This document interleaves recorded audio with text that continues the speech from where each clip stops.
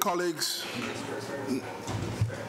next on the agenda is a presentation by the Honorable Janet G. Bostwick, who headed the OAS Electoral Observation Mission in Jamaica, which oversaw the general parliamentary elections of February 25, 2016. A native of the Bahamas, in 1977, Mrs. Bostwick was appointed as a senator, and in 1982, she successfully ran as a candidate of the Free National Movement, becoming the first woman to serve in the House of Assembly in the Commonwealth of the Bahamas. For the next 20 years, she served as Member of Parliament for the Yamacraw constituency. She was appointed as Minister of Housing and Labor from 1992 to 1994 and served from 1994 to 1995 as Minister of Justice and Immigration. Between 1995 and 2001, she served as Attorney General and simultaneously as Minister of Foreign Affairs 1995 and Minister for Women's Affairs 1995 to 2001. Her appointment as Attorney General was the first time a woman had served in that capacity in the Bahamas. In 2011, Mrs. Bostwick became the Deputy to the Governor General. Mrs. Janet Bostwick was named as head of the Electoral Mission to Jamaica to observe general parliamentary elections held on February 25, 2016, which was comprised of 23 international experts and observers from 15 OAS member states and 2 observer states. Mrs. Bostwick, ma'am, welcome to the Permanent Council, and I am pleased to offer you the floor. Thank you, Ambassador Alliston Ramming, Chair of the Permanent Council, Mrs. Julia Elizabeth Hyatt, Interim Representative of Jamaica to the OAS, representatives of the OAS, member states and permanent observers. It is a privilege to appear before you to report on the February 25th, 2016 OAS Electoral Observation Mission to Jamaica. In the interest of time, and I'm sure you'll be glad about it, I will present a summarized version of the official verbal report. The complete verbal report will, however, be distributed to you by the Secretariat. In response to an invitation from the Electoral Commission of Jamaica, ECJ, to observe the country's general parliamentary elections of February 25, 2016, Secretary General Luis Almagro appointed me to lead a mission comprising of 23 international experts and observers from 15 OAS member states and 2 observer states. This was the 3rd observation mission deployed by the OAS to Jamaica. In the days prior to the election, the mission met with a wide variety of actors, including the electoral authorities, representatives of political parties, state authorities, the private sector, and civil society organizations, among others, in order to gather information and discuss their views on the electoral process. These discussions were indispensable to the mission in acquiring deeper insight into the Jamaican electoral process, the preparedness of the electoral machinery, and the issues surrounding the elections. Of particular concern to shareholders and to the mission were the high level of voter apathy in the country, particularly among young people, and the incidence of violence which, though not necessarily politically motivated, had occurred within the context of electoral activities. The mission observed both the early voting by police, military, and election day workers on February 22nd, and the civilian vote on election day, February 25th. On both days, the mission was pleased to note that the polling stations it observed opened on time and were equipped with the materials required for the election. Voting took place in an orderly, calm, and transparent fashion. The mission commends the professional conduct and diligence of the poll workers, supervisory personnel, and security agents who facilitated the process. On election day, the mission also observed the tabulation, transmission, consolidation, and publication of the preliminary results.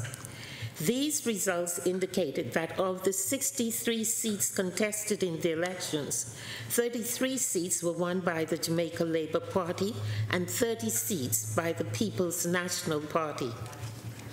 Following a final count of ballots for all constituencies, however, which included a magisterial recount of the ballots cast in one constituency, 32 seats were allocated to the Jamaica Labour Party and 31 seats to the People's National Party. In order to follow up on previous OAS recommendations, highlight some positive practices of the Jamaican electoral tradition, and in the spirit of further assisting Jamaica in its efforts to continue strengthening its electoral process, the mission would like to offer the following observations, conclusions, and recommendations. 1. Campaign finance. The Commission commends the steps taken in recent years to strengthen the political finance system and urges Jamaica to prioritize implementation of the Act to amend the Representation of the People Act 2015, which will further regulate contributions.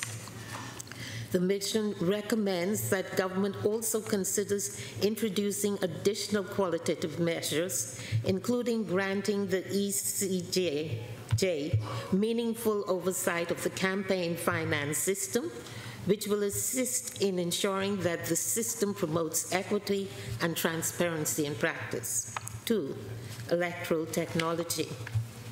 The ECJ employs a number of information and communication technology systems in its electoral registration and identification processes, including the Electronic Voter Identification and Ballot Issuing System, EVIBIS, which uses fingerprints to verify voter identity.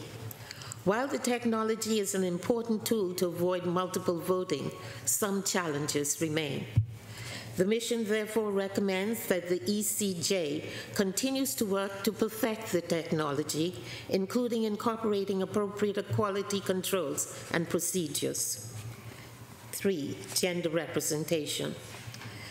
The mission noted that despite the growing number of Jamaican women in decision-making positions and their presence in most areas of the electoral campaign, women continue to be underrepresented in actual nominations for the electoral contest and in their election to the House of Representatives. Of the 63 candidates elected to the House in February, 11 were women. The mission was pleased to learn in March of the intention of government to introduce legislated gender quotas in order to address the limited representation of women in Parliament and other positions of leadership. The mission looks forward to the implementation of these and other measures to analyze and promote women's political participation in the electoral process. 4. Media Monitoring Unit. The mission was pleased to learn of the establishment of a media monitoring unit by the Jamaica Broadcasting Commission, as the creation of such unit was one of the recommendations issued by the OAS in its report on the 2007 general elections. The mission commends the work of the JBC and the MMU to monitor political broadcasts and advertising during the electoral period and looks forward to the completion of the legislation process, which will transmute the current voluntary arrangements into law. Good practices observed. During its time in Jamaica, the mission noted several good practices in the electoral field, chief among which were the institution and the work of the political ombudsman. The political ombudsman occupies a neutral space between the political forces in Jamaica and seeks to mediate and moderate unhelpful attitudes and actions in the political and electoral context. The mission encourages the people of Jamaica to continue to work with this important national institution to embed a positive, inclusive, and peaceful ethos in the country's political process.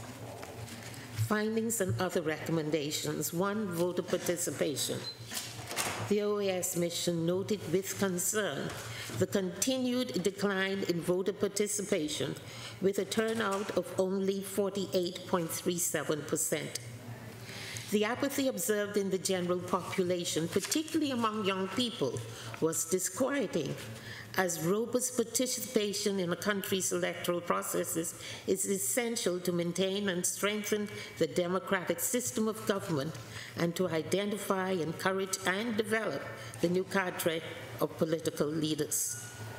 The mission's preliminary statement had recommended that the electoral authorities and other stakeholders redouble their efforts to encourage greater participation by the general electorate. The mission therefore welcomed the March 9th statement by the ECJ chairman that commission had begun to examine the issue and to identify options for reversing the decline. 2, electoral organization. The mission took note of issues related to access to polling stations by physically challenged and elderly voters, and the absence of the voters list outside of polling stations, and made recommendations in each respect. The mission also noted in particular that while the Constitution and electoral law of Jamaica confer the right to vote on all citizens who have met the duly established criteria, it makes no provisions for electors who are unable to attend their designated polling station on election day, including Jamaicans residing overseas, among others. In its preliminary statement, the mission had recommended the electoral authorities consider provisions for such voters. The mission was therefore pleased to note undertakings by both the ECJ and state authorities to give consideration to this issue and looks forward to hearing of their findings and acknowledgements. On behalf of the mission and on my own behalf, I would like to thank the Electoral Commission of Jamaica for its invitation to observe the process. I would also like to thank the Electoral Office of Jamaica, the political parties, civic groups, and in particular the citizens of Jamaica for their openness and generosity in facilitating the mission's work. The mission would not have been possible without the financial contributions of the governments of the United States, the United Kingdom, Argentina, Turkey, and Korea, and I therefore express my grateful thanks for their support. On a personal note, I would like to thank Secretary General Almagro and Director of the Department of Electoral Cooperation and Observation, Arado de Acasa, for the opportunity and privilege of leading this mission. My deepest appreciation goes also to the members of the mission who worked with me in Jamaica, my Deputy Chief of Mission, Melene Glynn, the other members of my core group, especially Paul Spencer, Gina Ochoa, and Clara Gonzalez, and all other team members and observers who gave of their best to secure a very successful mission. Thank you all, and I am most grateful for your attention. I thank Mrs. Bostwick for her comprehensive report on the electoral process in Jamaica. I now offer the floor to delegations. Jamaica, you have the floor. Good afternoon, and thank you very much, Chair. Chair of the Permanent Council, Secretary General, Assistant Secretary General, Permanent Representatives, distinguished colleagues, good afternoon. On behalf of the Jamaican delegation, I wish to thank the head of the OAS Electoral Observation Mission to Jamaica, Mrs. Janet Bostwick, for her extensive report on the elections held in Jamaica. Both she and her team can be commended for their professionalism in carrying out their responsibilities. On the 25th of February 2016, Jamaica held its 12th general election since gaining independence in 1962. Some 152 candidates from 6 political parties, including the 2 main political parties, the Jamaica Labour Party, the JLP, and the People's National Party, the PNP, and 2 independents contested the elections. There are 1.8 million Jamaican voters, and 48.37% of them cast their vote. This represented one of the lowest turnout in the country's history and was also one of the closest results. The opposition Jamaica Labour Party won the election by a margin of 1 seat to form the new government under the leadership of the Most Honorable Andrew Holness, who was sworn into office on the 3rd of March 2016. The preliminary results of the election were announced on the night of February 25 and were accepted by all parties, with the understanding that the recount and final official results would be announced in a few days. When the final results were announced, the JLP had gained 32 parliamentary seats to 31 seats for the PNP, for a total of 63 constituency seats. No other party won a seat. The number of women contesting the general elections this year was less than in previous years, with only 26 candidates, or 17.1% of the total, of which 11 of them won their seats. There were a number of first-time female candidates who were successful in their bid to become members of Parliament.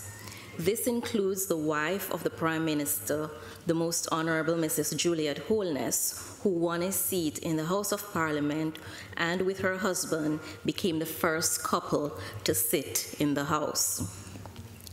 Chair, the Electoral Commission of Jamaica, the ECJ, which oversees elections through the Electoral Office of Jamaica, the EOJ, is charged with safeguarding the democratic foundations of Jamaica by conducting national elections. Both the ECJ and the EOJ provided the required assistance to the OAS Electoral Observation Mission and other such missions to facilitate their work towards validating the country's election process and the results. Jamaica has a proud tradition of holding free and fair elections, and as a people, we continue to place a high value on this democratic practice. It is therefore in this context that my delegation expresses its appreciation to the OAS Electoral Observation Mission for its sterling work. Jamaica also thanks most sincerely the governments of the United States of America, the United Kingdom, Argentina, Turkey, South Korea, and Serbia, who generously contributed in cash and kind and with personnel to make this OAS EOM a productive and successful activity. Chair, the findings and recommendations of the OAS EOM presented in its report are worth noting, as they can serve to guide further improvements in our electoral process in the future. In response to a few of these recommendations, Jamaica wishes to inform the Permanent Council of developments as follows. On campaign financing, while Jamaica does have provisions that require candidates to disclose campaign expenditure after the elections, it is considering further measures to strengthen these rules. On gender representation, as a country, we are not satisfied with the underrepresentation of women in the political process. Jamaica has a high number of women represented in positions of power in both business and in the public service, and would certainly want to encourage the equal participation of women and men in our political process. As noted in the EOM report, the government of Jamaica is taking action through the ECJ to have disaggregated information by sex and age available for analysis and targeted promotional purposes going forward. The report also makes mention of the Media Monitoring Unit, the MMU, which was one of the previous recommendations of the Electoral Observation Mission, which has been established on a voluntary basis. Legislation to establish the Media Monitoring Unit on a more permanent basis is under consideration. On the matter of electoral organization, the question of facilitating eligible voters to conveniently cast their ballot is under review. Recently, the Minister of Foreign Affairs and Foreign Trade, Senator the Honorable Kamina Johnson-Smith, had expressed the government's intention to conduct consultation on this issue.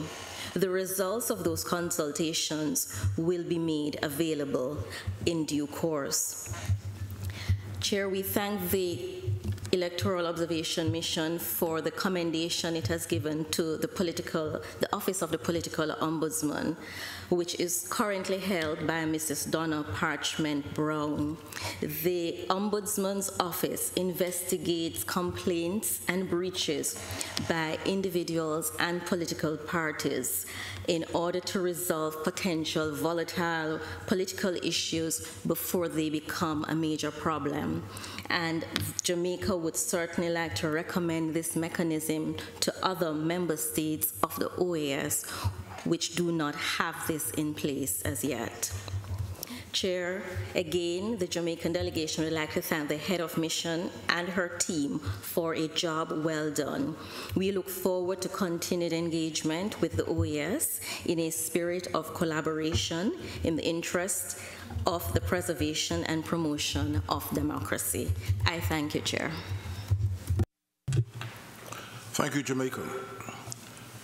There being no further requests for the floor, the Chair would like to propose that the Permanent Council, 1, take note of the verbal report presented by Mrs. Janet Bostrick on the general parliamentary elections held in Jamaica on the 25th of February 2016. 2, congratulate the government and people of Jamaica for carrying out successful elections. And 3, thank Mrs. Bostrick and her team for their excellent work. There being no objections, it is so agreed. Agreed.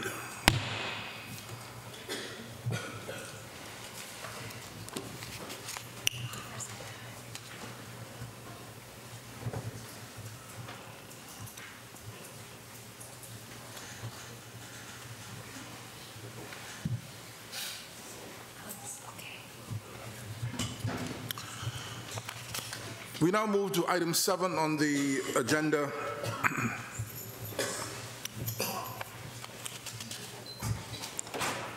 The oral report of the OAS Electoral Observation Mission on the general election and second round presidential election held in Peru on April 10th and June 5th, 2016, respectively. Esteemed colleagues, today we are joined by Mr. Sergio Abreu Bonilla, head of the OAS Electoral Observation Mission in Peru, who will present the oral report. A Uruguayan politician and lawyer, Mr. Abreu served as Minister of Foreign Affairs of the Eastern Republic of Uruguay during the presidency of Luis Alberto Lacalle. He later held a portfolio of industry, energy, and mining in the administration of President Batlle. Mr. Abreu chaired the Uruguay round of the General Agreement on Tariffs and Trade and the Marrakesh Ministerial Conference, which established the World Trade Organization. On April 10th of this year, Peru held elections for president, 2 vice presidents, 130 congressmen, and Peruvian representatives to the Andean Parliament. For those elections, the OAS electoral mission was made up of 79 international observers. For the second round presidential elections held on June 5th, the OAS mission was made up of 74 international observers from 21 countries. Mr. Abreu, I would like you, sir, I would like to offer you a warm welcome to the Permanent Council, and I am pleased to offer you the floor.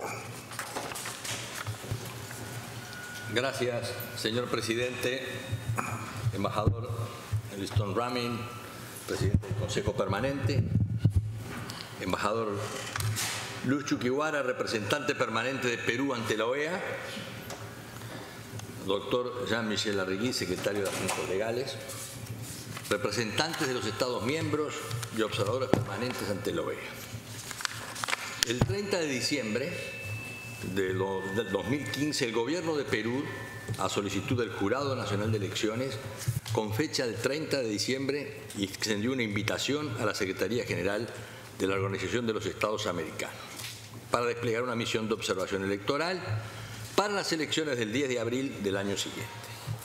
Se respondió positivamente y el secretario general tuvo la gentileza de designarnos como jefe de misión al frente de una delegación muy importante. En la elección general, la ciudadanía votó para elegir presidente de la República, 2 vicepresidentes, 130 congresistas y representantes peruanos al Parlamento andino, 5 titulares y 10 suplentes. Dado que ninguna fórmula presidencial obtuvo más de la mitad de los votos válidos, se convocó a la segunda elección presidencial para el día 5 de junio. La fórmula presidencial integrada por Pedro Pablo Kuczynski, Martín Vizcarra y Mercedes Arauz, de Peruanos por el Cambio, obtuvo el 50.12% y la candidatura de la señora Keiko Fujimori y José Klimper de Fuerza Popular obtuvo el 49.88%. La diferencia entre ambas fuerzas en contienda fue de apenas 41.057 votos en 22.900.000 de habilitados que votaron aproximadamente unos 16 millones. Con este resultado tan cercano, la misión debe resaltar la madurez democrática en la que ciudadanía aguardó los resultados finales e incluso los candidatos en un país que lleva decenas de años para poder celebrar 4 elecciones consecutivas. Mañana jueves, el nuevo presidente de la República del Perú y su equipo asumen el gobierno. Para ambas elecciones, la misión desplegó un total de 155 observadores, 51% de hombres y 49% de mujeres, de 24 nacionalidades diferentes.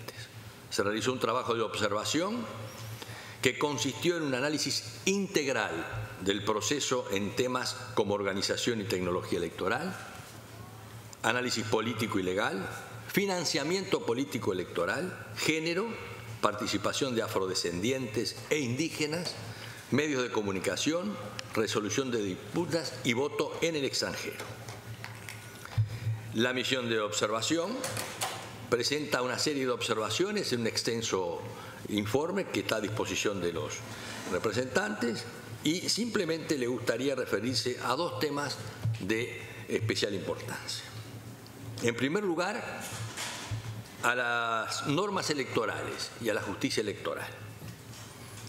En la etapa preelectoral de los comicios que tuvieron lugar el 10 de abril, se plantearon situaciones de incertidumbre sobre las postulaciones, tal como había sido observado por la misión que tuve el honor de presidir en el año 2014 en las elecciones regionales. Es decir, que 48 horas antes de la elección todavía no había una resolución final de trámites de exclusión contra 2 de los 4 candidatos presidenciales. Frente a ese contexto, es imprescindible recordar que además de los derechos individuales de los candidatos, existe un interés público preeminente en tutelar el sufragio de los electores cuyo ejercicio pleno se ve afectado por situaciones como las mencionadas. En cuanto a los aspectos de las normas electorales, en primer lugar quiero hacer mención a los retiros y renuncias de candidaturas oportunamente registradas. En ellas se observa que la ausencia de límites temporales condujo a que en la elección los votantes encontraran en las boletas algunas agrupaciones políticas que habían dejado de participar en la contienda, por lo que sus votos fueron considerados nulos. Por ello se recomienda estudiar mecanismos para asegurar la preclusión y definitividad de la etapa de postulación de candidaturas, de modo que una vez registradas no se vuelva atrás, salvo en casos de marcadas circunstancias expresamente previstas por la Constitución y la ley.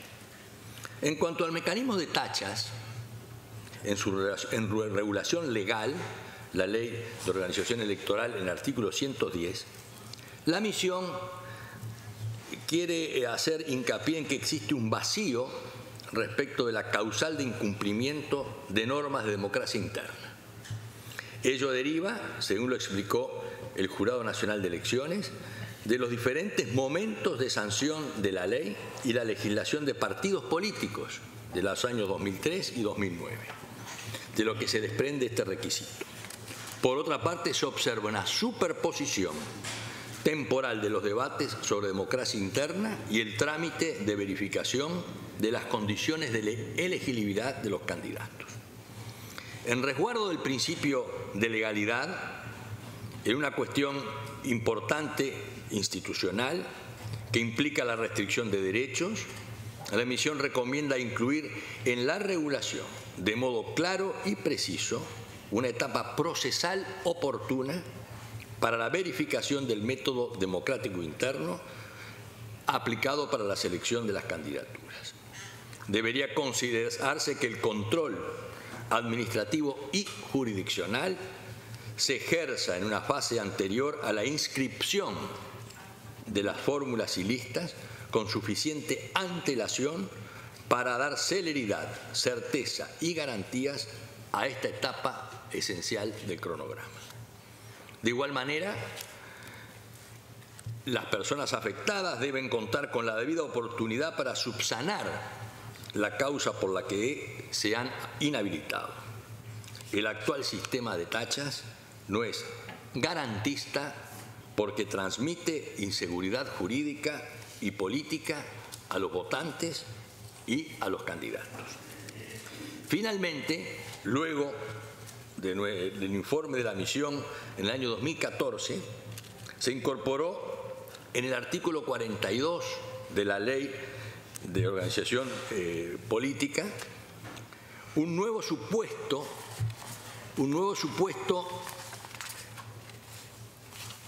de exclusión de candidaturas registradas como forma de sancionar las conductas que esa misma norma contempla. Esto genera una llamativa incertidumbre, incluso a pocas horas de la elección, respecto de la permanencia de los candidatos, porque hasta último momento esta causal de exclusión puede ser ejercida por cualquier ciudadano a través de los mecanismos institucionales. Esto provoca un aumento de las denuncias con motivos políticos puntuales que debería ser excepcional, porque genera privación del derecho a ser votado y además transmite una debilidad en la confianza de la institucionalidad electoral e influye sobre la vigencia del principio de imparcialidad. También contribuye la falta de reglamentación de la disposición legal que, al generar conflictos de interpretación, pueden ser percibidos por los actores políticos y por la opinión pública en general como un campo muy amplio para la discrecionalidad y la subjetividad. A los reparos que merece la oportunidad de la entrada en vigencia de la norma de referencia se añaden serios problemas vinculados con la vaguedad de sus términos, la falta de un procedimiento reglado que resguarde el debido proceso para la aplicación de una sanción tan importante como es la privación del sufragio pasivo, o la falta de una escala de sanciones que permita graduar la condena según la magnitud de la infracción cometida, dejando solo, para casos extremos, la exclusión de un candidato de la contienda electoral. No puede perderse de vista que el perjuicio que genera una decisión de esta índole, aún mediando instancias de revisión, asumirá carácter de irreparable, teniendo en cuenta la perentoriedad y la brevedad de los plazos establecidos en el cronograma electoral. Por esto, la misión recomienda que se revise el texto del nuevo artículo 42 para incrementar las garantías que resguarden los derechos políticos de los candidatos y el debido proceso en la aplicación de las sanciones para asegurar la certeza y seguridad jurídica que deben caracterizar todo proceso electoral. En segundo lugar, en cuanto a la financiación de las elecciones, de la política electoral, si bien la ley de partidos políticos establece un sistema de financiamiento, la misión constató que, con excepción de la franja electoral, el financiamiento público no se hace efectivo, porque la entrega de financiamiento público está sujeto a disposiciones presupuestarias y a las posibilidades de la economía nacional. Es decir, no hay normas que contemplen el financiamiento público directo para las campañas y, por tanto, esta elección terminó siendo financiada con fondos privados. Y en este sentido, establece un tope al ingreso global de un partido, la norma actual, pero solo para los candidatos, ni tampoco al gasto que puede efectuar en etapa electoral.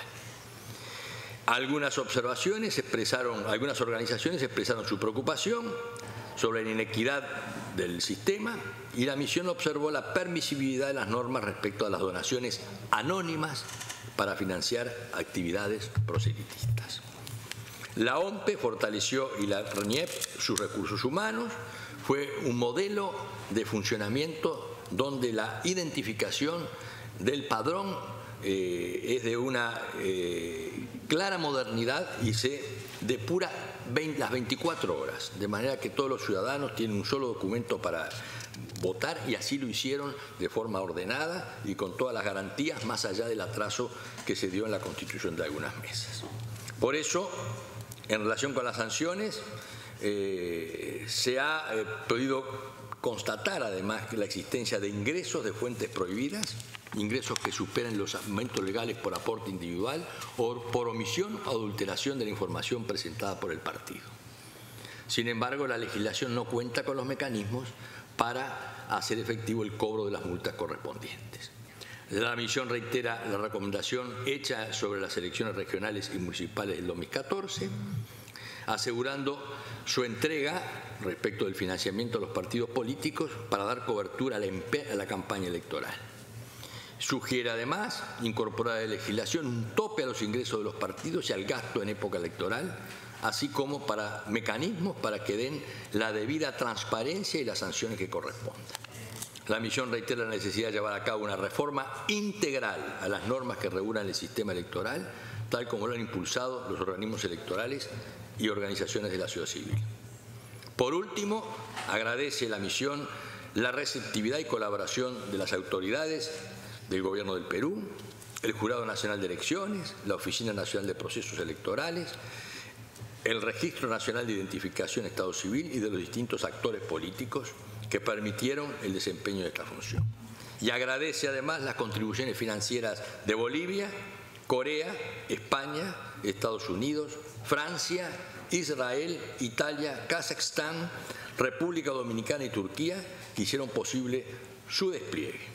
Asimismo, por último, quiero destacar las funciones desarrolladas por el Departamento para la Cooperación y Observación Electoral de la OEA, donde su profesionalidad y su apoyo hicieron posible desarrollar con éxito esta delicada, compleja, pero satisfactoria misión que cumplimos en nombre de la Secretaría General. Muchas gracias, señor presidente.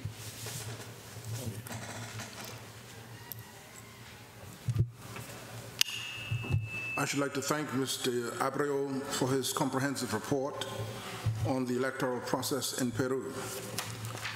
I now offer the floor to delegations that may wish to comment. Peru, you have the floor. Muchas gracias, señor presidente. Permítame, ante todo, expresar mi reconocimiento por el saludo que nos ofreció minutos atrás a la República del Perú al conmemorar mañana 28 de julio el 195 aniversario de nuestra independencia nacional. Y aprovecho la oportunidad para reiterar a todas las autoridades del Consejo Permanente y de la Secretaría General nuestra invitación para conmemorar dicho día festivo para mi país mañana jueves al mediodía en el Salón de las Américas.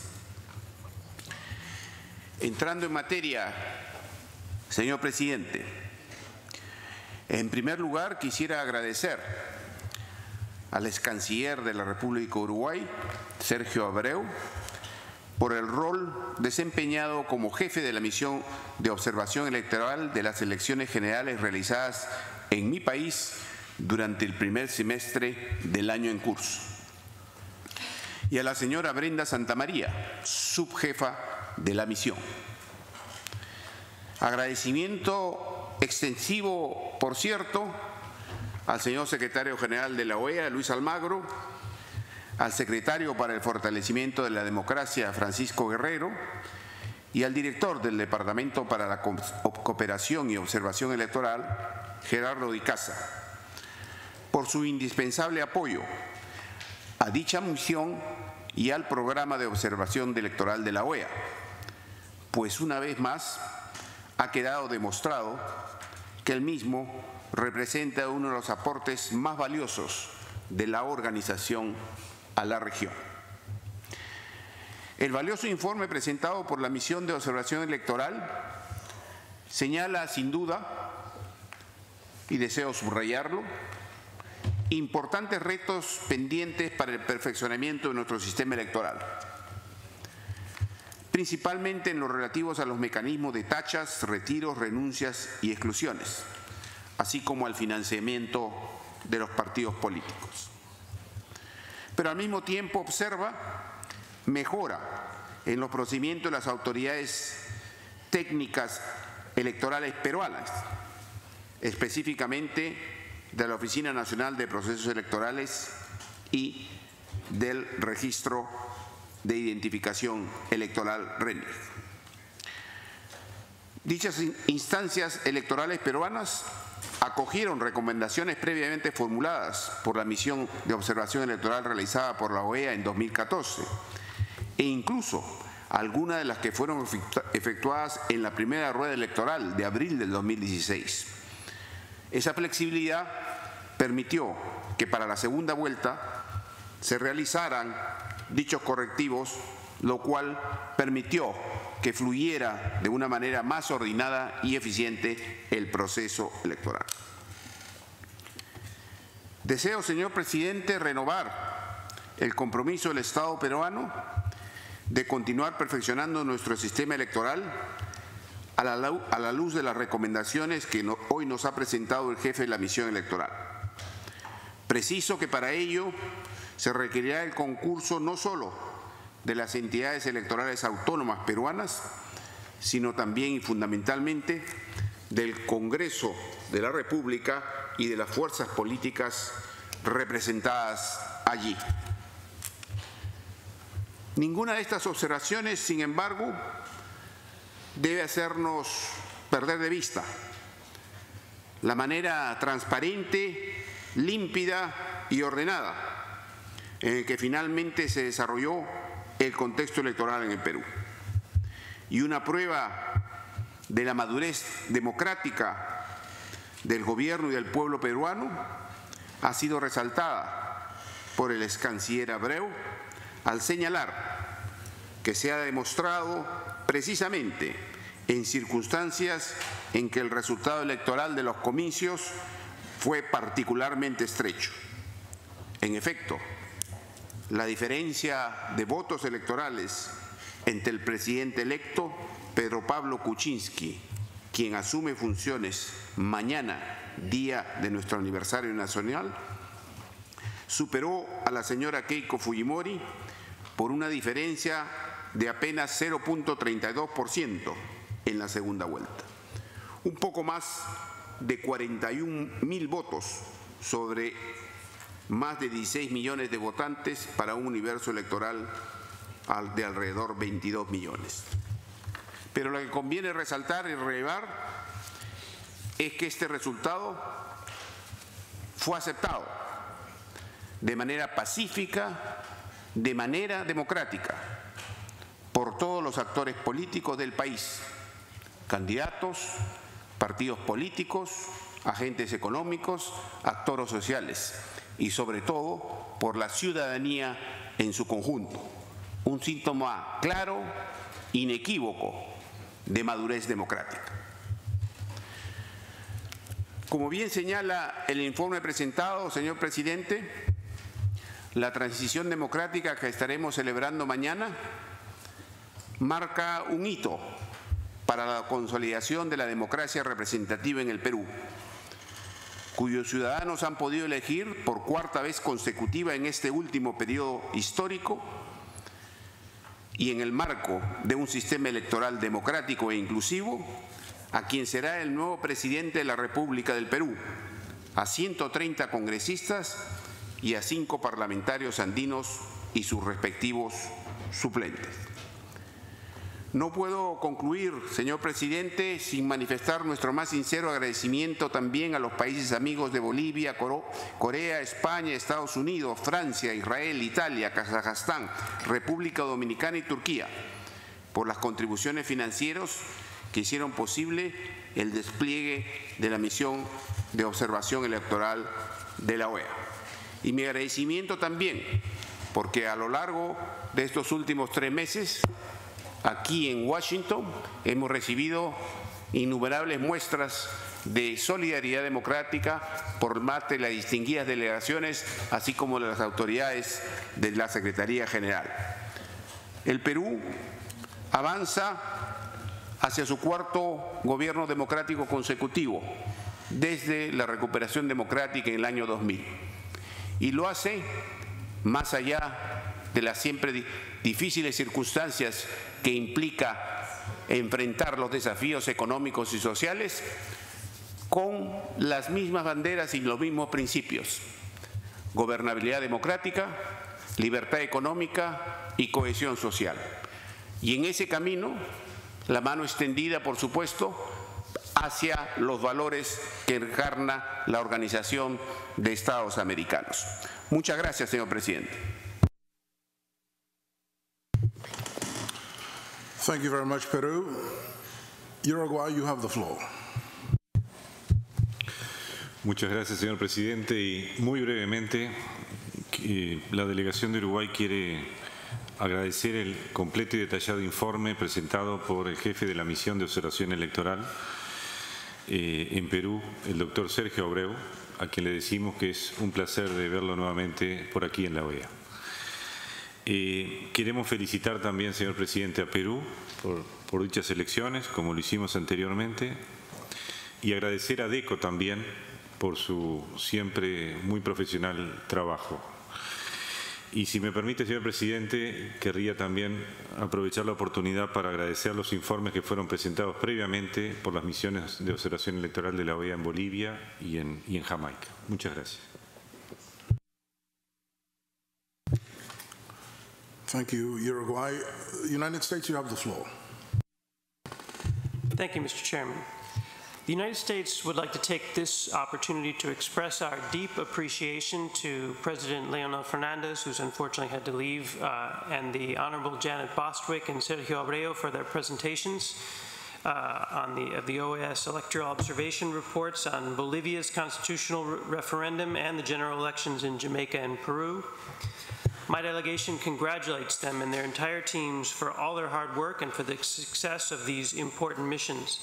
We believe that it is also important to highlight the excellent work of the OAS Department of Electoral Cooperation and Observation, DECO, for their untiring dedication to successfully fulfilling these missions, so vital to advancing this organization's core pillar of strengthening democracy and democratic institutions in our region. We also take great pride in the reputation, credibility, and professionalism that OAS electoral observation missions are known for, and their enormous contributions in this field. Their work is critical to instilling public confidence in and helping improve the conduct of elections in line with our shared commitment to free, fair, transparent, and democratic electoral processes that reflect the peaceful expression of the will of our citizens. As President Abraham Lincoln is said to have noted, ballots are the rightful and peaceful successors of bullets, and when ballots have fairly and constitutionally decided, there can be no successful appeal, except to ballots themselves, at succeeding elections. We would like also to underscore how critical it remains that we work to address the need for greater funding, support from all member states to ensure that the OAS's ability to continue to stand up these missions effectively continues. It's therefore vital that in the context of our ongoing reform objectives, we look to longer-term sustainable remedies to ensure that DECO can count on the resources necessary to continue to carry out their work and also facilitate the timely implementation of the recommendations emanating from these reports. This is essential to advancing our shared commitment to democracy and in keeping with our commitments under the Inter-American Democratic Charter, and must remain front and center at all times. We note that this is a shared responsibility of all member states in order to preserve the integrity of this vital OAS function.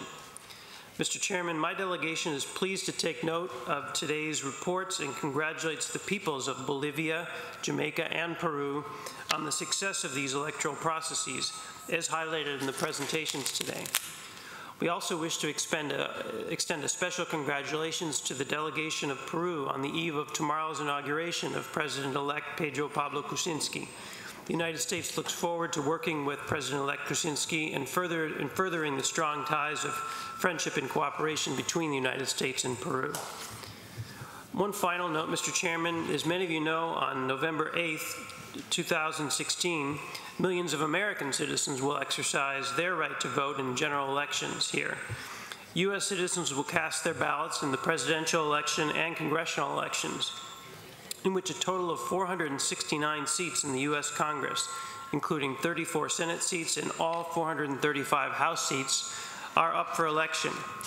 In addition, they will vote to fill 93 state executive offices across 22 states on the same day, as well as many seats as state legislators, city mayors, and other officials. I'm very pleased to announce, Mr. Chairman, that my government has extended an invitation to the OAS to observe our electoral process this fall. We appreciate the due diligence carried out by DECO in working with secretaries of state in the United States, in each of our states, consistent with our federal system in which responsibility for organizing elections rests with state and local governments. As noted earlier, Mr. Chairman, the United States greatly values the OAS's important work promoting free and fair elections throughout the region. We welcome OAS observation as an opportunity to demonstrate the United States' dedication and support for this important function of the institution. Thank you. Thank you, United States. Canada, you have the floor. Thank you, Mr. Chairman. Mr. Chairman, Canada would like to take this opportunity to thank Mr. Abreu and Ms. Boswick and Mr. Fernandez for their respective reports on the OAS electoral observation missions held earlier this year. Canada will also like to congratulate Jamaica, Peru, and Ecuador for exercising their vibrant democracies and holding successful elections. Canada firmly believes that the OAS election observation missions are a credible, cost-effective, and efficient tool that can help to strengthen democracy in the region. The recommendations issued by the electoral observation missions can help to improve future electoral processes by contributing to building public confidence and supporting participation in electoral processes throughout the region. And I just want to correct myself. I mentioned Ecuador, and it was Bolivia that I meant to say. Apologies for that. Thank you very much, Mr. Chairman. Thank you, Canada. Belize, you have the floor. Thank you, Mr. Chairman. Belize joins in congratulating the sister states of Bolivia, Jamaica, and Peru in the conduct of their free and fair elections and the peoples of those countries in the exercise of their civic duty and democratic right. We also extend congratulations to the new respective heads of state as they take the helm and wish them well as they lead their nations based on the principles of democracy. We thank heads of the OAS Electoral Observer Missions, ex-President Leonel Fernandez, Ms. Janet Bostwick, and Mr. Sergio Abreu for the presentation of the respective reports and in the successful conduct of the missions. We would also like to recognize their hard work and that of their teams. Belize recognizes the Secretary, Mr. Francisco Guerrero Aguirre, and the Secretariat for the Strengthening Democracy, who have responsibility for the Department of Electoral Cooperation and Observation, and the donor countries whose contributions make these missions possible. The role of this organization in upholding throughout the hemisphere the principles enshrined in the Charter is an important one. The efforts made strengthen political processes in member states, which in turn fosters peace, security, and development. I thank you, Mr. Chair. Thank you, Belize. The chair now recognizes Brazil. Obrigada, Sr. Presidente. Gostaria de início de agradecer ao presidente Leonel Fernandes, a doutora Janet Bostwick e o ex-chanceler Sérgio Abreu pelo trabalho nas chefias das missões de observação eleitoral da OEA na Bolívia, na Jamaica e no Peru, respectivamente. A delegação brasileira agradece igualmente pela apresentação dos relatórios deste Conselho, os quais transmitem informações importantes sobre a vitalidade do processo democrático nesses países amigos. Reafirmamos a importância conferida pelo governo brasileiro às missões de observação eleitoral, exercício que ajuda a traduzir em termos práticos o compromisso da OEA e de seus Estados-membros com a garantia de processos eleitorais livres e justos em nossa região. O Brasil acredita que o acompanhamento de eleições nas Américas deve ser uma das atividades prioritárias da OEA. A capacidade e a expertise adquiridas pela organização nesse campo, por meio do trabalho diligente do Departamento de Cooperação e Observação Eleitoral, sob a direção do Sr. Gerardo de Cassa, são ativo valioso, do qual não podemos abrir mão. Felicitamos os governos da Bolívia, da Jamaica e do Peru pela realização exitosa do referendo e das eleições acompanhadas pela OEA. O Brasil apoia de maneira irrestrita o trabalho da Secretaria de Fortalecimento da Democracia na realização das missões de observação eleitoral, que contribuem para a reafirmação de uma agenda positiva em nossa organização. Muito obrigada, Sr. Presidente. Thank you, Brazil. Bolivia, you have the floor. Muchas gracias, presidente. De manera muy breve, también quiero agradecer la presentación del informe por parte del ex canciller Sergio Abreu, jefe de misión de observación electoral de la OEA en el Perú, así como de la jefa de la misión de observación electoral en Jamaica. Creemos, países que juntamente con Bolivia el día de hoy presentaron se presentaron informes. Creemos que, como ya había dicho en mi intervención inicial, las misiones de observación electoral contribuyen al fortalecimiento de las democracias en nuestros países y también fortalecen las acciones de la OEA y la coordinación de los órganos electorales. Presidente, en esta oportunidad deseo también destacar el importante desarrollo de la democracia en Perú, país con el que nos une una larga historia, una larga frontera, países hermanos, Perú y Bolivia, que tenemos diferentes espacios de colaboración e integración, y queremos felicitarles por este excelente proceso electoral desarrollado a pesar del resultado tan cercano que tuvieron en la segunda vuelta. Y asimismo aprovechamos esta oportunidad para felicitar al Perú por su Día Nacional y también felicitamos a su nuevo presidente, el presidente Pedro Pablo Kuczynski. Muchas gracias, presidente. Thank you, Bolivia. There being no further requests for the floor, The Chair would like to propose that the Permanent Council, 1, take note of the oral report delivered by Mr. Abreu on the general election and the second round presidential election held in Peru on April 10th and June 5th, 2016, respectively. 2, congratulate the government and people of Peru on the successful elections held in that country. And 3, thank Mr. Abreu, head of the mission, and the members of his team for the excellent work carried out during these 2 electoral observation missions. There being no objections, it is so agreed. Agreed.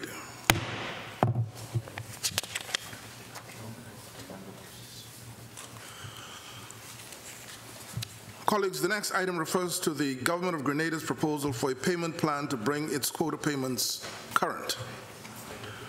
This topic was included in today's agenda at the request of the Secretary General in document CP 2016, which was distributed to all delegations.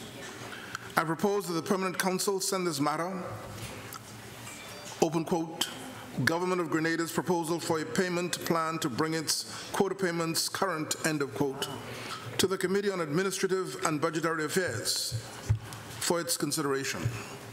This committee will report on its recommendation on this topic to the Permanent Council as soon as possible. If there are no objections, it is so agreed. Agreed.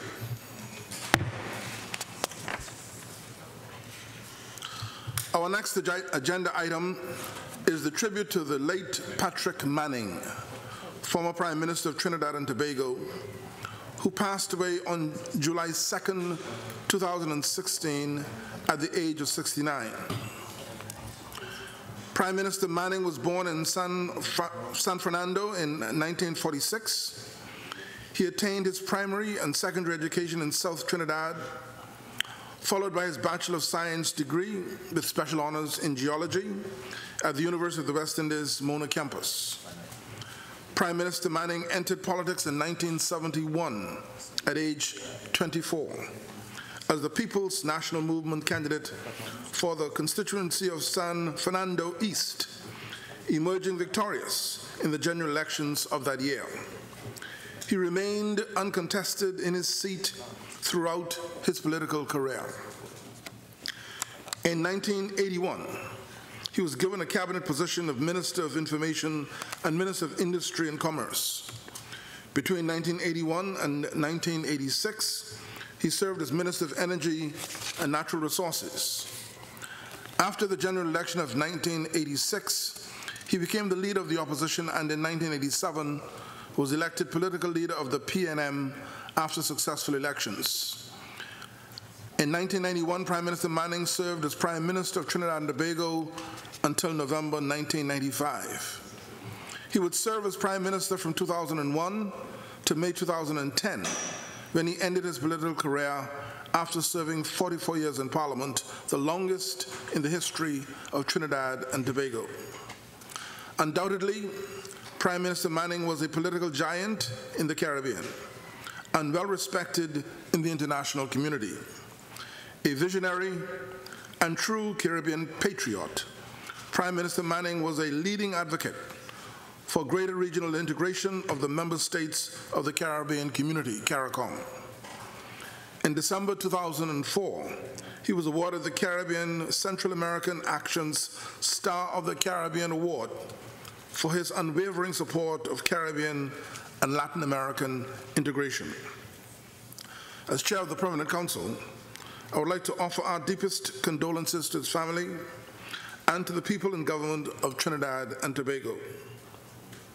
I now offer the floor to delegations for brief interventions. The chair recognizes Trinidad and Tobago.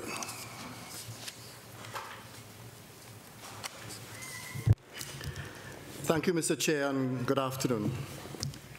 The Chairman of the Permanent Council, distinguished permanent representatives, interim and alternate representatives, good afternoon all. Mr. Chairman, your summary most accurately captured the essence of our late Prime Minister. and we remain very grateful for that introduction, for I think it succinctly captured the nature of the man. My permanent representative would have liked to be here to deliver these remarks. Nevertheless, this responsibility falls on me. I can think of no better tribute to the late Patrick Manning than that paid to him by his son when he said in his eulogy that, and I quote, "My father lived a life of love and service, not focused on the accumulation of wealth, but where the world was left a better place, and no other reason," end quote. This excerpt captured who he was and came to epitomize his values and outlook on life. Saturday, 2nd July 2016 was indeed a very sad day for Trinidad and Tobago, when the former Prime Minister of the Republic of Trinidad and Tobago died. He is survived by two sons, and his wife. The former Prime Minister was 69 years old. A geologist by training, Mr. Manning entered politics in 1971 and became a member of Parliament for San Fernando East at age 24. He successfully held his seat until 2015, when he bowed out of active politics.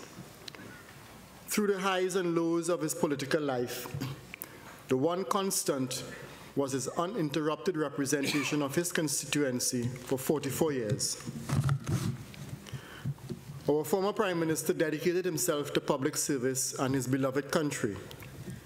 He held many key ministerial portfolios, such as finance, information, industry, and commerce over the years.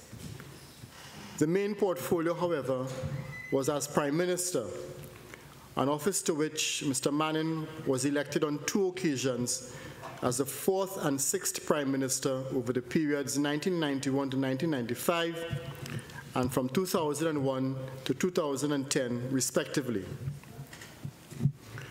The late Prime Minister was a man of God, and no doubt he would have been very familiar with the Bible. One particular verse perhaps may have had the keenest impact on him. In the book of Proverbs, chapter 29, verse 18, it is said that, and I quote, "Where there is no vision, the people perish." Accordingly, during his tenure as Prime Minister, Mr. Manning had a vision for Trinidad and Tobago to become a developed nation by the year 2020. Mr. Chairman, a tremendous amount of planning and consultation had gone into articulating this vision, and while many of its facets have been implemented, the work necessary to make that vision a reality has been ongoing over successive political administrations in Trinidad and Tobago. When completed, we will look back and thank him for pointing us to a brighter future. The late Prime Minister was the architect of many instrumental decisions that have positively impacted the lives of nationals of Trinidad and Tobago, the wider Caribbean, and internationally. In the field of education, Mr. Manning left a most lasting impact. Perhaps taking a cue from his political mentor, the first Prime Minister of Trinidad and Tobago, Dr. Eric Williams, who maintained that the future of the nation lay in our children's school bags. Mr. Manning's 2 signal accomplishments in education were in institutionalizing GATE, that is, government assistance for tuition expenses, and the formation of the University of Trinidad and Tobago. GATE is a program that provides financial assistance to citizens of Trinidad and Tobago pursuing approved tertiary level programs at public and private tertiary institutions in Trinidad and Tobago and the Caribbean. To date, of nationals of Trinidad and Tobago have benefited from this program, and it is one factor responsible for the high level of literacy in the country. The University of Trinidad and Tobago was founded in 2004 as another visionary product of the late Prime Minister. To him, the university was intended to be a place, and I quote, to stimulate business activity of a different kind, end quote. Today, the university offers a variety of accredited programs in arts and education, engineering, sciences, and research. Mr. Chairman, as many of you may be aware, Trinidad and Tobago is home to one of the oldest energy provinces in the world. This small country of approximately 1.3 million people has managed to successfully monetize its energy resources to the benefit of its people, the region, and indeed as far away as the African continent. This is due in no small measure to the leadership that was provided by the late Prime Minister and his forebearers. In this regard, in January 2007, he delivered a statement at the 8th African Union Heads of State and Government Summit in Ethiopia, where, among other things, he launched what came to be known as the West African Initiative, in which Trinidad and Tobago's energy experience and expertise were made available to 7 West African countries, in the first instance, free of charge. The list of countries benefiting from this initiative has since expanded, as is evidenced by the number of visits by and exchanges with high-level delegations from the African continent. To date, this remains one of his legacy, energy, and foreign policy initiatives as it continues to bear fruit. It was and is, Mr. Chair, a truly remarkable example of South-South cooperation. Another foreign policy accomplishment could be seen in 2009 when Trinidad and Tobago hosted 2 major international conferences, the Summit of the Americas and the Commonwealth Heads of Government meeting. Through Mr. Manning's drive and commitment, Trinidad and Tobago successfully showed that small countries in the region had the capacity to make meaningful and lasting contributions to multilateral diplomacy and discourse. In the Caribbean region, the late Prime Minister was a committed integrationist, as you noted. He rose to the challenges of fellow CARICOM countries during times when hurricanes and tropical storms struck vulnerable communities. He also forged genuine friendships and relationships with fellow leaders of the region. As a result, current and former prime ministers of CARICOM member states attended the state funeral with the Honorable Ralph Gonzalez, Prime Minister of St. Vincent and the Grenadines, a friend of many years, speaking at the funeral. The opportunity is taken, Mr. Chairman, to thank His Excellency Nestor Mendes, Assistant Secretary General of the OAS, for officially representing the organization at the state funeral. His presence was very much appreciated. I also wish to thank Venezuela for its delegation at the state funeral, along with the many kind words expressed by colleagues and representatives of those member states who visited the permanent mission to sign our condolence book. I must publicly thank President Barack Obama, who graciously penned a personal letter to Mrs. Hazel Manning on the passing of her husband. Mr. Chairman, such was the legacy of the late former Prime Minister that this delegation thought it necessary to pay this small tribute to a giant among men who was Patrick Manning. I end where I began and state that he left Trinidad and Tobago a better place. May he rest in peace knowing that he did his best for his country, for the region, and indeed a number of West African states. I thank you for your kind attention. Thank you very much, Trinidad and Tobago. The chair now recognizes Dominica. Thank you very much, Mr. Chairman. Mr. Chairman, successful regional integration movements depend on committed leadership. As we've heard, Honorable Patrick Manning was one of the longest serving parliamentarians in Trinidad and Tobago, actually serving 3 distinct terms as Prime Minister. but he will be remembered not just for the longevity of his tenure, of his service, but for the quality of that service. As has already been mentioned, he used the petroleum resources of his country to ensure that Trinidad and Tobago did something most of us in the region were always jealous of. He was able to suggest that by 2020, 60% of its population would have gone to tertiary education.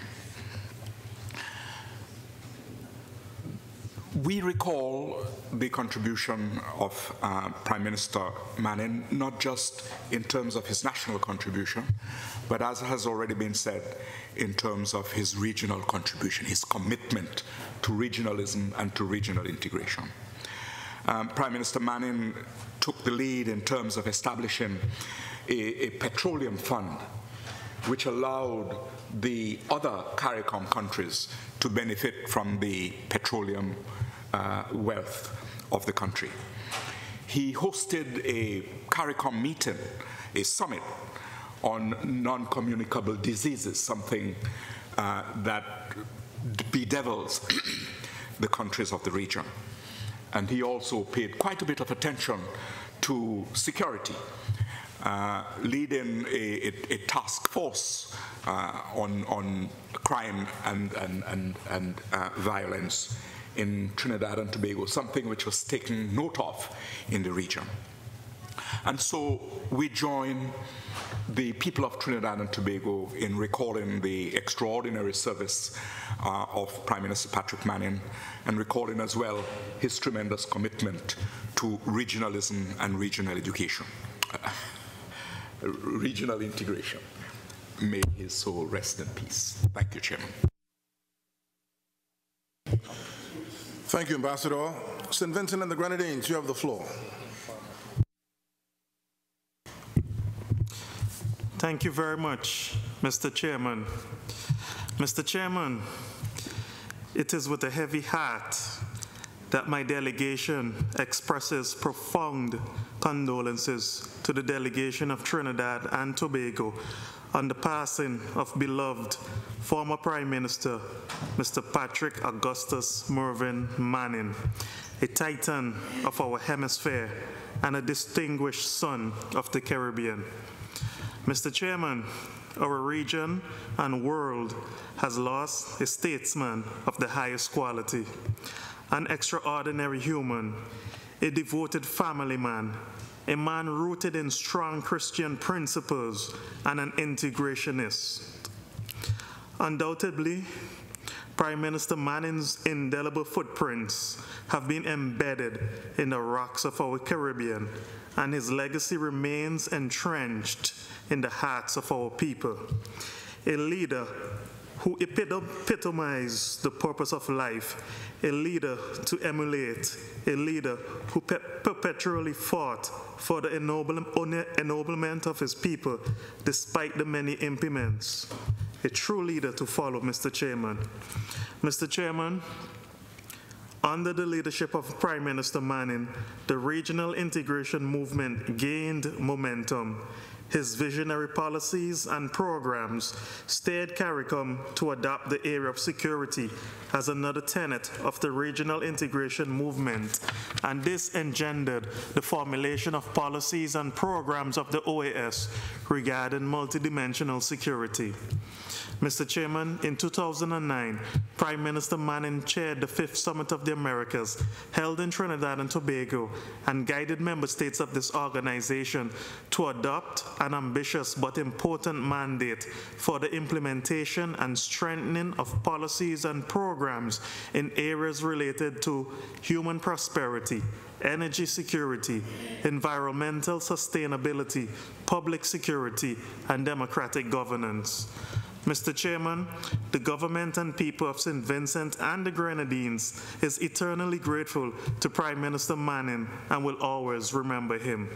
His genuine affection and fondness of the people of St. Vincent and the Grenadines is not solely based on the lifelong friendship shared between himself and Prime Minister Gonsalves, which began during their time as students at the University of the West Indies, but a lineage which ties him to relatives in my country.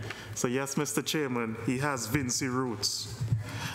Mr. Chairman, Prime Minister Manning's benevolence was also manifested in his munificent assistance to St. Vincent and the Grenadines in areas such as healthcare, housing, and infrastructural development. Some examples of this include the construction of our soon-to-be-completed Argyle International Airport and the creation of a housing community in the district of Beira known as Manning Village. Mr. Chairman, today, we pay tribute to a political giant who was the longest-serving member of parliament in this country, having represented the constituency of San Fernando West from 1971 to 2015. We pay tribute to a political leader of his party from 1987 to 2010. We pay tribute to a man who was the 4th and 6th Prime Minister of Trinidad and Tobago. We pay tribute to a regionalist. We pay tribute to a friend of the OAS. We pay tribute to a husband, a father, a son of the hemisphere, and of the Caribbean civilization. Mr. Chairman, our prayers and thoughts are with Prime Minister Manning's family and the government and people of Trinidad and Tobago during this difficult moment. May his soul rest in everlasting peace. I thank you very much, Mr. Chairman. Thank you very much, St. Vincent and the Grenadines. The chair now recognizes Grenada. Thank you, Mr. Chairman. Mr. Chairman, my delegation wishes to thank the delegation of the Republic of Trinidad and Tobago for this opportunity to pay tribute to the late former Prime Minister Patrick Manning of the Republic of Trinidad and Tobago. Mr. Chairman, underpinned by the bonds of friendship and family, the ties that bind Grenada and Trinidad and Tobago are historic and run deep and have been engendered by generations of exchanges between and amongst our people of our neighboring islands. My Prime Minister, Dr. the Right Honorable Keith Mitchell, felt a special sense of duty to attend the final farewell for former Prime Minister Manning. Prime Minister Manning was the first head of state to arrive in Grenada amongst a scene of destruction and devastation that ravished Grenada on the 7th of September 2004. Prime Minister Manning was greeted by scenes of a complete denuding of Grenada's forests with an 80% loss of agricultural crops. He met a scene of destruction to some 90% of Grenada's housing stock. He met a nation in disarray with no functioning branches of the state in terms of the executive, the judiciary, and the legislature. What former Prime Minister Manning then did speaks to the sense of duty that Manning felt to his Caribbean neighbors. Arriving in Grenada, he went to the home, the private home of our then Prime Minister, and offered not only encouragement, but also offered an unprecedented level of support in terms of armies of personnel, in terms of shiploads of materials that helped Grenada to get back on its feet. We in Grenada owe a debt of gratitude to Trinidad and Tobago and to former Prime Minister Manning. As stated by our Prime Minister Mitchell, Prime Minister of Trinidad and Tobago Manning was a charismatic leader who loved people and promoted regional unity. We are forever grateful for his steadfast friendship, and we will miss this most benevolent gentleman, a visionary leader, and a true friend. I thank you. Thank you, Grenada. The chair now offers the floor to the Bahamas. Thank you, Mr. Chair. The measure of a politician is whether he or she can see beyond the next elections, that is, having the perspective of a statesperson. My conversations with the deceased former Prime Minister confirmed my own vision as a Caribbean person in two particular aspects. One, the necessity to integrate the states, that is, of the region, what I call the Greater Caribbean, that is, all the countries that are bathed by the Caribbean Sea. Two, the obligation for the Greater Caribbean to reestablish, this time on a positive footing, its connections with Africa, which motherland to many in the region will take its place soon among the great economic powerhouses of the world. Requiescat in pace. May he rest in peace. Thank you, Bahamas. The chair now offers the floor to Nicaragua. Gracias, señor presidente. La delegación de Nicaragua también quiere sumarse a este recordatorio de este alto mandatario, del cual nosotros tenemos muy buenos recuerdos, fundamentalmente de la Quinta Cumbre de las Américas, donde nuestra delegación al más alto nivel pudo intercambiar un fluido intercambio de comunicaciones con nuestro mandatario.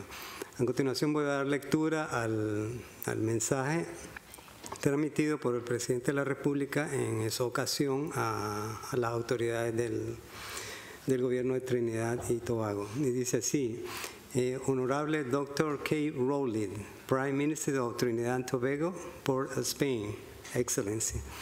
With deep sorrow, we learned the death of our brother, former Prime Minister Patrick Augustus Manning.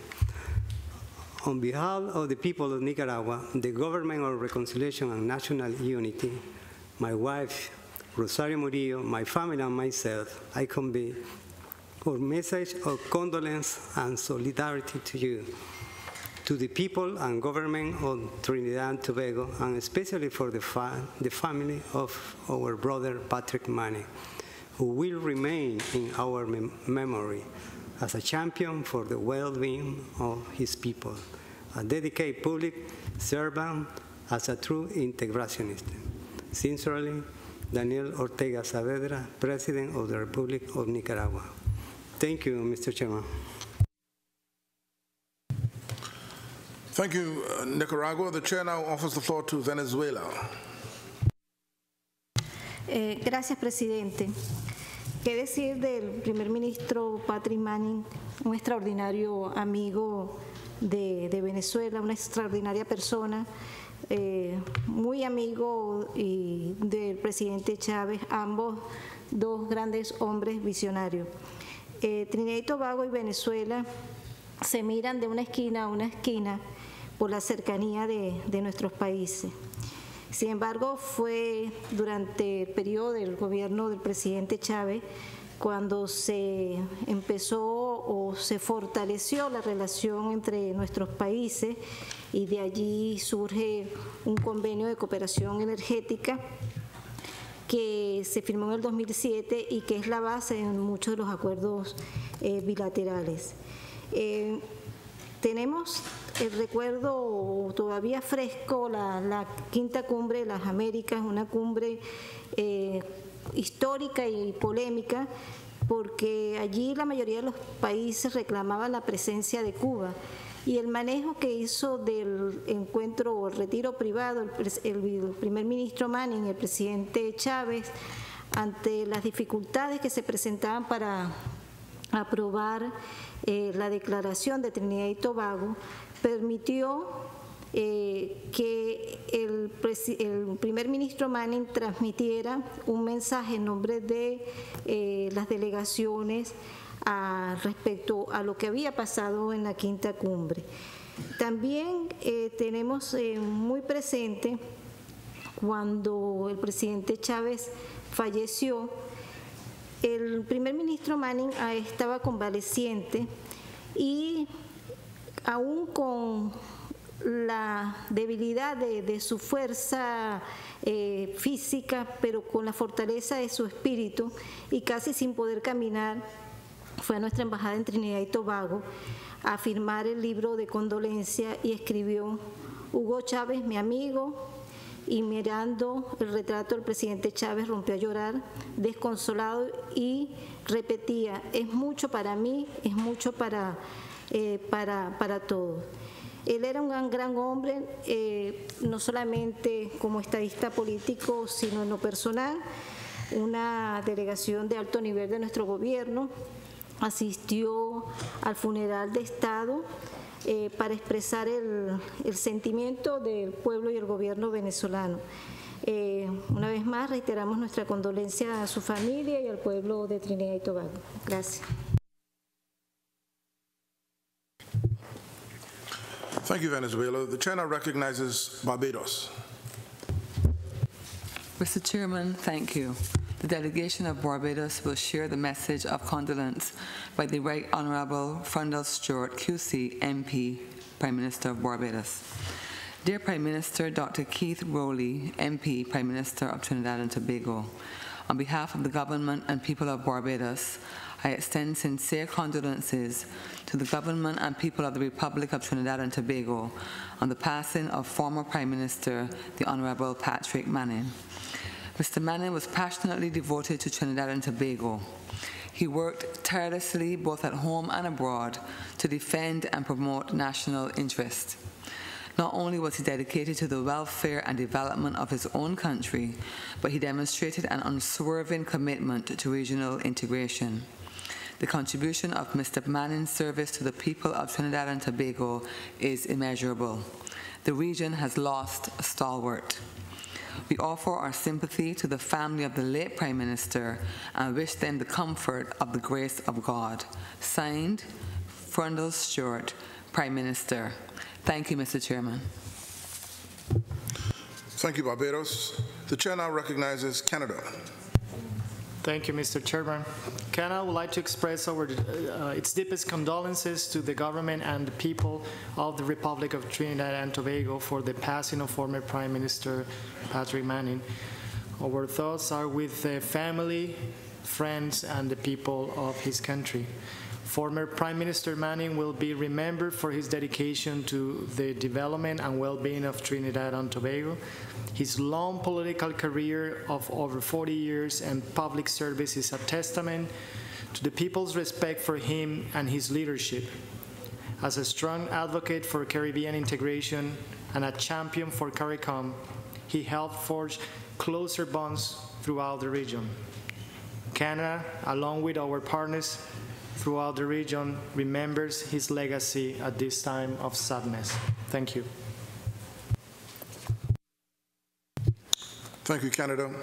The chair now offers the floor to Trinidad and Tobago.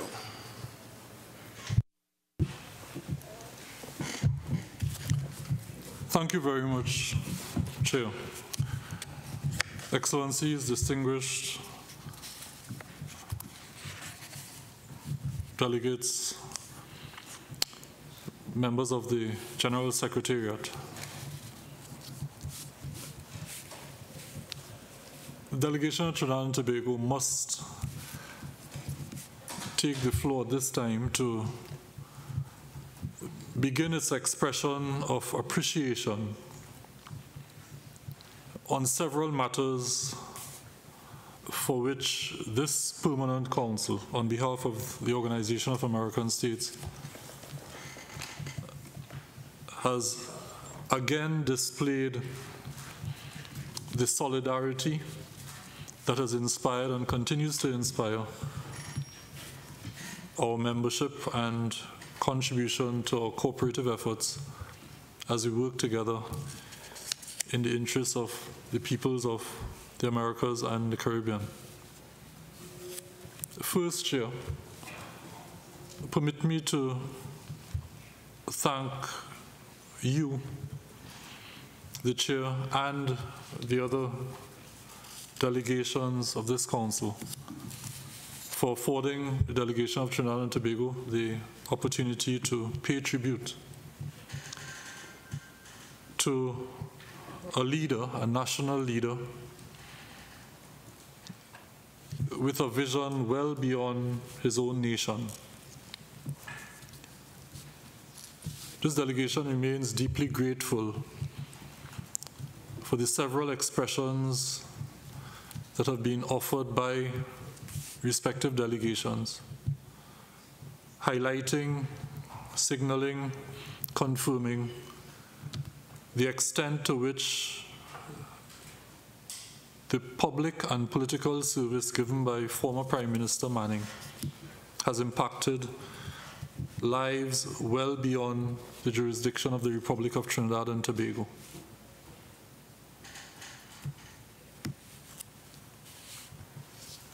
This delegation will communicate to our capital and to the family of former Prime Minister Manning the sentiments expressed today, and again wishes to reiterate the reassurance we feel by the solidarity displayed in those comments. I was unable to be here to deliver the tribute on behalf of this delegation in tribute of former Prime Minister Manning, but I must request 1 minute to refer to part of the contribution made by the distinguished permanent representative of Grenada, when he referred to the exemplary leadership displayed by Prime Minister Manning on the 9th of September 2004. I'm able to confirm the details of that exemplary leadership when immediately following the devastating events of Hurricane Ivan in Grenada, Prime Minister Manning himself chose to be on the first aircraft, military aircraft leaving Trinidad, on which I was aboard. I served in the military at the time. And he himself chose to land in Grenada and walk through the devastation to meet with his colleague Prime Minister, who at the time had no longer the benefit of his own residence. That exemplary leadership for the average citizen of Trinidad and Tobago like myself is what endeared and highlighted the value of this excellent statesman, politician, public servant. And we remain again thankful for the service that former Prime Minister Manning has given to our country, to the region, and the wider Commonwealth of Nations, and several countries in Africa. Third, Chair, I wish to take this opportunity to express thanks again on behalf of the delegation of Trinidad and Tobago for the benefits that we have derived from the wisdom, counsel, and leadership of Ambassador Hubert Charles, who was farewelled earlier in the program today, today's agenda. To use an analogy, I did not request the floor among the CARICOM delegations. I allowed the members of the CARICOM caucus at the top of the batting order to take the floor ahead of me. But I thought it would not be appropriate for our delegation to, having requested the floor now, fail to add our voice to the appreciation for the service, leadership, and guidance that Ambassador Charles offered during his service here at the OAS. Finally, Chair, at this time where we recognize the importance of one of our national leaders in the tributes offered, permit me please to again express appreciation to all member delegations for the welcome and the kind sentiments expressed earlier in today's agenda when I offered inaugural remarks on behalf of this delegation. This delegation continues to place high value on its relationship with all member delegations of the Organization of American States and looks forward to our continued collaboration and cooperation in the interest of the essential purposes of the organization. Once again, thank you very much, Chair.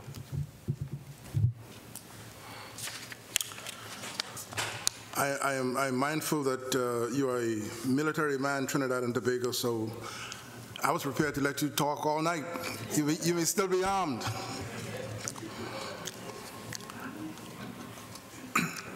In all seriousness, thank you very much, Trinidad and Tobago.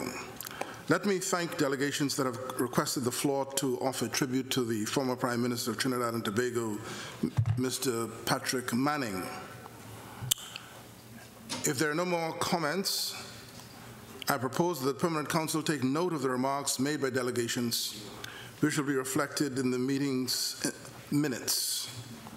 There being no objections, it is so agreed. Agreed. Distinguished representatives, we have just concluded today's agenda. We will now proceed to the item Any Other Business.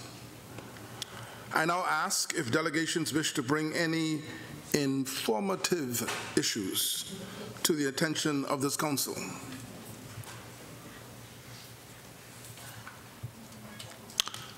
I see that there are no further requests for the floor.